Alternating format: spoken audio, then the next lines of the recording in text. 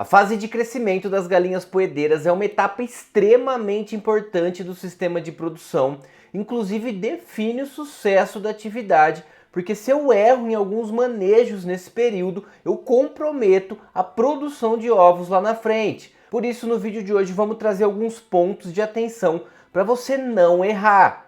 E se você ainda não me conhece, eu sou o professor César. Sejam todos muito bem-vindos e bem-vindas à Escola de Avicultores. E para a gente começar, é importante entender que existe essa divisão na fase de vida da ave. A fase de cria compreende do primeiro dia de vida até as 6 semanas. Então, em média, até os 42 dias de vida, a gente considera a fase de cria. E aí, a partir das 6 semanas, a gente entra na fase de crescimento. A fase de crescimento compreende a partir dos 42 dias de vida da galinha poedeira.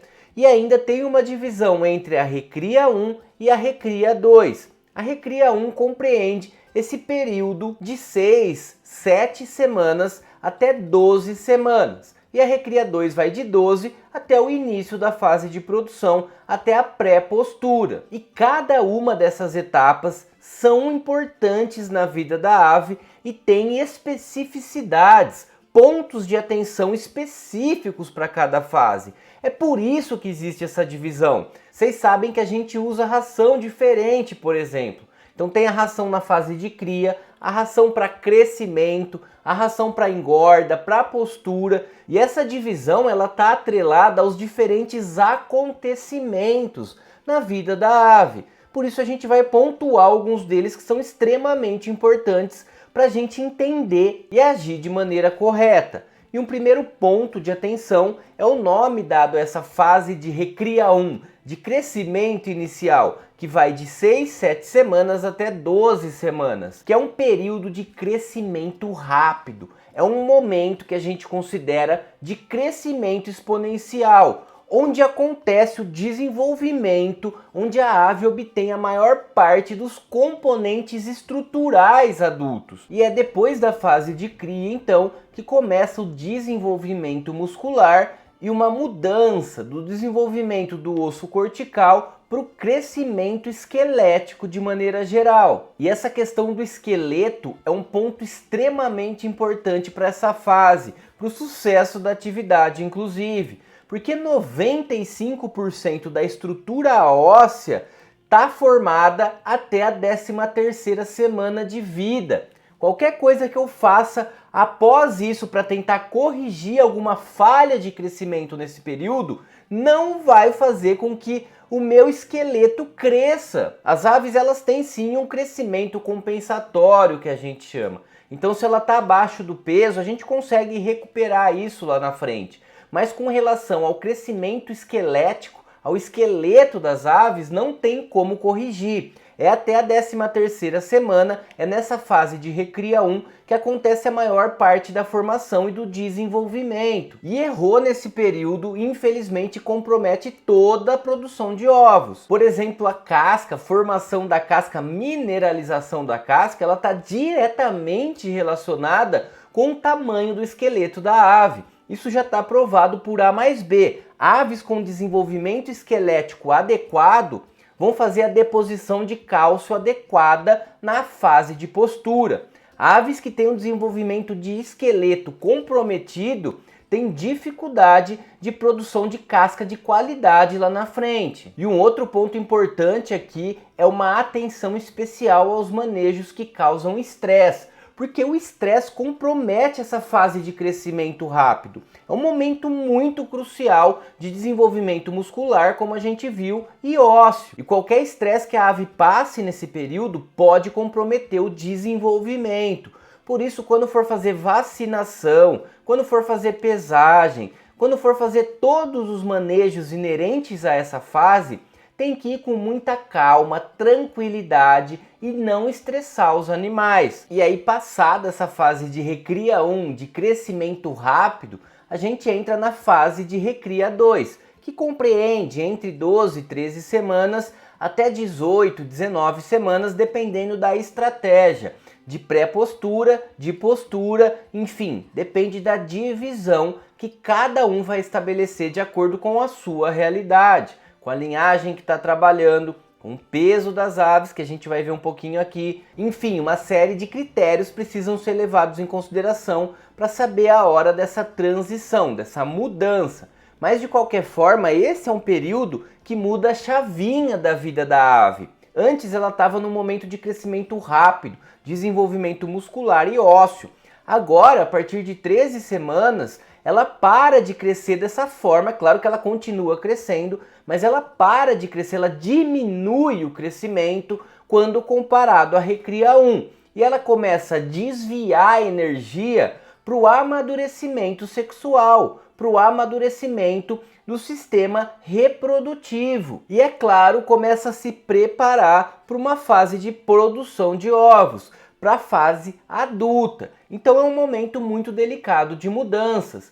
E aqui a gente precisa ter bastante atenção, principalmente com relação ao peso. Se a gente olhar para o desenvolvimento dessa franga, acontece um momento muito importante de transição entre a deposição muscular e as células de gordura. Então é na recria 2 que ela diminui esse crescimento, principalmente muscular, e começa a produção de células de gordura. E se ela ganha muito peso nesse período, um ganho de peso excessivo pode resultar em quantidade excessiva de gordura abdominal. E a gordura abdominal vai comprometer o desenvolvimento do sistema reprodutivo e, consequentemente, diminuir a minha produtividade lá na frente. Por isso é muito importante o acompanhamento das métricas do lote, principalmente na fase de recria. Nessa fase de crescimento, tanto recria 1, recria 2, é o peso das aves. É uma das principais métricas, um dos principais indicadores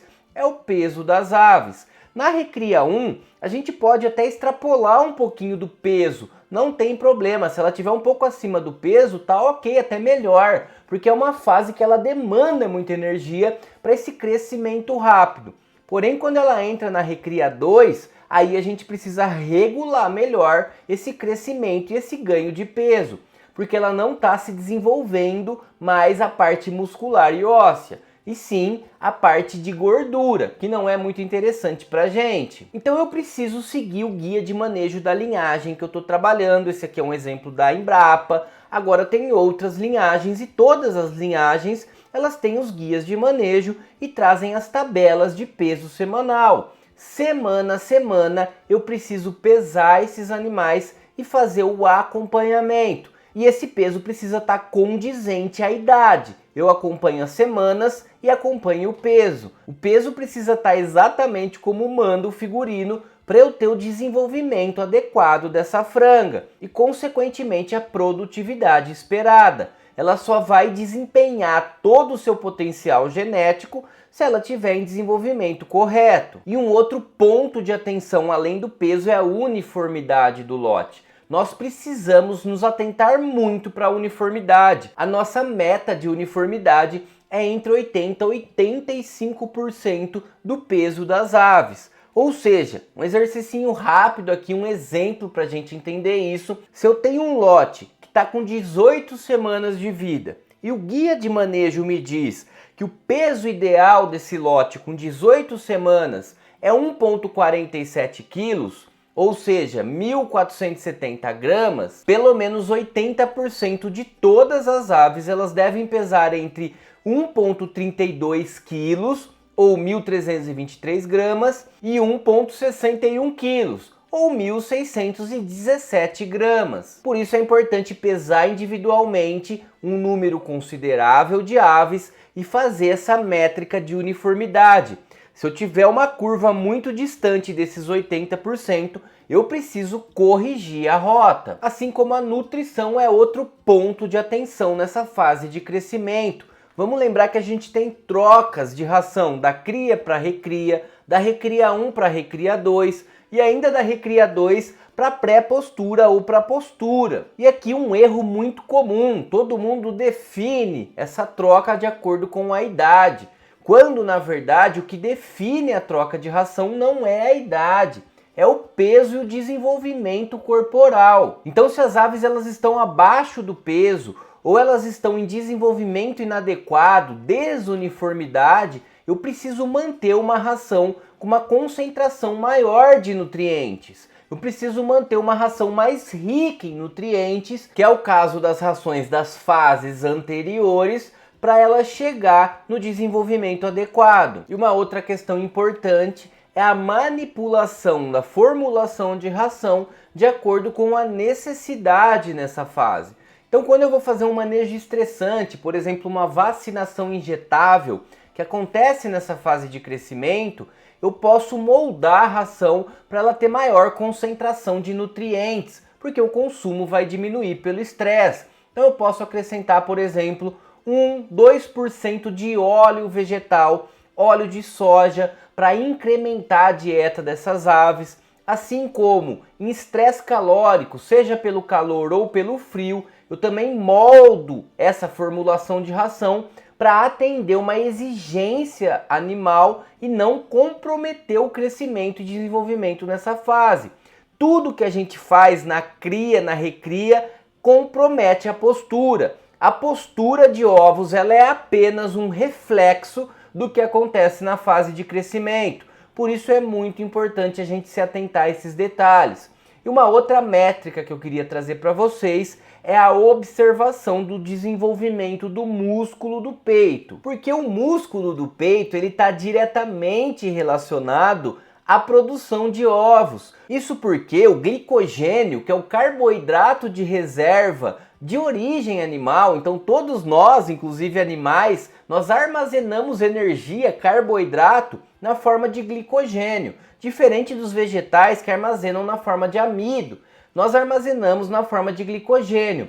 E é esse glicogênio muscular que é desviado, que é utilizado para a produção de ovos. E um dos principais atores aí nesse processo é o músculo do peito. O músculo do peito ele é muito responsável por mandar energia para a produção de ovos. E se ele é comprometido, se ele não tem um desenvolvimento adequado na fase de crescimento, ele vai comprometer a fase de postura. E essa informação ela já é consolidada. As aves que iniciam a produção com músculos insuficientes não terão energia disponível suficiente para manter uma alta produção de ovos. Então existe até uma escala de score corporal para a gente poder avaliar a condição do desenvolvimento do peito, do músculo do peito dessas aves. Porque o desempenho da poedeira na fase de produção de ovos para alta produtividade está diretamente relacionado com esse desenvolvimento do músculo.